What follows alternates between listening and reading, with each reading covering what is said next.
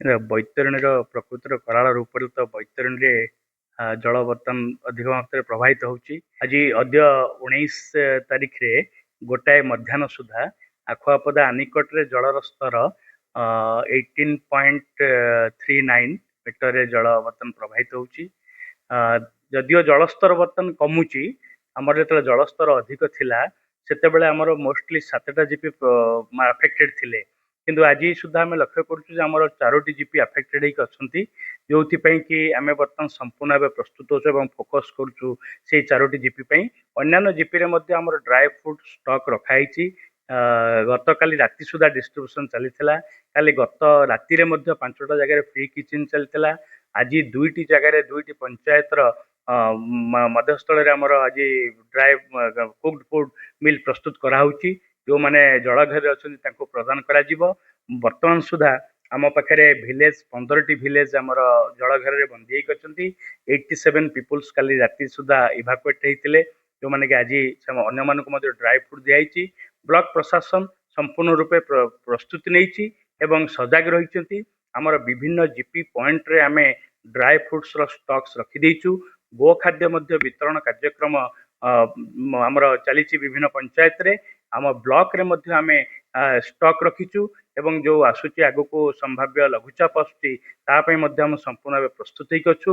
ଆମର ବିଭିନ୍ନ ଜିପି ପଏଣ୍ଟରେ assistant engineer, junior engineer, PO, ADO, GRS ସମସ୍ତେ ରହିଛନ୍ତି, ଉପସ୍ଥିତ ରହିକି ଲୋକମାନଙ୍କ ସାଙ୍ଗରେ ଅଛନ୍ତି, ଲୋକମାନଙ୍କ ସହଯୋଗରେ ଏ କାର୍ଯ୍ୟକ୍ରମକୁ ତ୍ୱରାନ୍ୱିତ କରୁଛନ୍ତି। ହଁ, ଆଜି ଆଜି ଆମେ ଲକ୍ଷ୍ୟ କଲୁ, ଆମ ବ୍ଲକ ପ୍ରଶାସନ ଅନୁଭବ କଲେ ଯେ ଯେତେବେଳେ ବନ୍ୟା ଜଳ ଟିକେ ରିଡ୍ୟୁସ୍ କରୁଛି ସେତେବେଳେ ସ୍ୱାସ୍ଥ୍ୟଜନିତ କାରଣ ଗୁଡ଼ିକ ବହୁତ ଅଘଟଣ ଘଟିଯାଏ। ବିଭିନ୍ନ ଜାଗାରେ ଡାଇରିଆ ଲାଗିବା ଏବଂ ସ୍ନେକ୍ ବାଇଟ୍ ମଧ୍ୟ ହବା, ଏସବୁ ଲକ୍ଷ୍ୟ କରାଯାଏ। ତାକୁ ଲକ୍ଷ୍ୟ କରିକି ଆଜି ଆମେ ଗୋଟେ ପ୍ରଚାର ଗାଡି ପଠେଇଛୁ ଆମର 7ଟା ଆଫେକ୍ଟେଡ ଜିପିକୁ।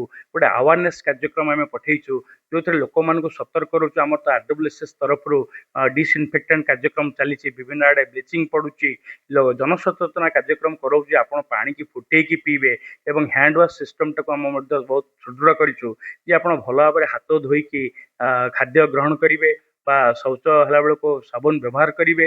ଏଇଭଳି ସ୍ୱାସ୍ଥ୍ୟ ସଚେତନର ସେ ବାର୍ତ୍ତା ନେଇକି ଆଜି ଭଣ୍ଡାରୀପୁର ପ୍ରଶାସନ ତାର ଗୋଟେ କାର୍ଯ୍ୟକ୍ରମକୁ ଆରମ୍ଭ କରିଛି। ଆପଣମାନେ ନିଜେ ତ ଅନୁଭବ କରୁଥିବେ, କାରଣ ମୁଁ ଆଉ ମୋର ପ୍ରଶାସନ ଯୋଉ ଜାଗାରେ ଆମେ ଯାଇ ପହଞ୍ଚୁ ଆପଣମାନଙ୍କୁ ବି ଭେଟୁଛୁ, ସେ ଆଖୁଆପଦା ଆନିକଟ କଥା କୁହାଯାଉ ବା ବଳିପୁର କଥା କୁହାଯାଉ। ତେଣୁକରି ସମ୍ପୂର୍ଣ୍ଣ ଭାବରେ ଆମର ଟିମ୍ ମେମ୍ବର ଲାଗିଛନ୍ତି ବ୍ଲକରେ ଡାଟା କଲେକ୍ସନ କରିବା, ଇନଫର୍ମେସନ ଆଣିବା ଏବଂ ଫିଲ୍ଡରେ ସେମାନେ ରହିକି ବହୁତ କାର୍ଯ୍ୟକ୍ରମ କରୁଛନ୍ତି। ଆମେ ଜିଲ୍ଲାପାଳ ମହୋଦୟଙ୍କର କଡ଼ା ନିର୍ଦ୍ଦେଶ ରହିଛି ଏବଂ ଆମର ସିଡିଓ ସାର୍ ଏ ବ୍ଲକର ଦାୟିତ୍ୱରେ ଅଛନ୍ତି। ତା ସହିତ ଅନରେବୁଲ ଏମପି ସାର୍ ବାରମ୍ବାର ଗସ୍ତ କରୁଛନ୍ତି, ସେ ବିଭିନ୍ନ କଥା ପଚାରି ବୁଝୁଛନ୍ତି। ଅନରେବୁଲ ଏମଏଲଏ ସାର୍ ମଧ୍ୟ ବିଭିନ୍ନ କଥା ମତେ ପଚାରିକି ବୁଝୁଛନ୍ତି ଏବଂ ପରାମର୍ଶ ଦଉଛନ୍ତି। ସମସ୍ତଙ୍କର ପରାମର୍ଶ ସ୍ୱାଗତ ଯୋଗ୍ୟ। ତାକୁ ନେଇକି ବ୍ଲକ ପ୍ରଶାସନ କାର୍ଯ୍ୟ କରୁଛି। ମୁଁ କହିପାରିବିନି କିଏ କୋଉ ଚେତନାରେ କହୁଛନ୍ତି, କାହିଁକି କହୁଛନ୍ତି, ବଟ୍ ଆମେ ପ୍ରସ୍ତୁତ ଅଛୁ ଲୋକଙ୍କ ସେବା ପାଇଁ। ଆମେ ପ୍ରତିଶ୍ରୁତିବଦ୍ଧ, ଆମେ ଜୀବନକୁ ବାଜି ଲଗେଇ କାର୍ଯ୍ୟ କରୁଛୁ।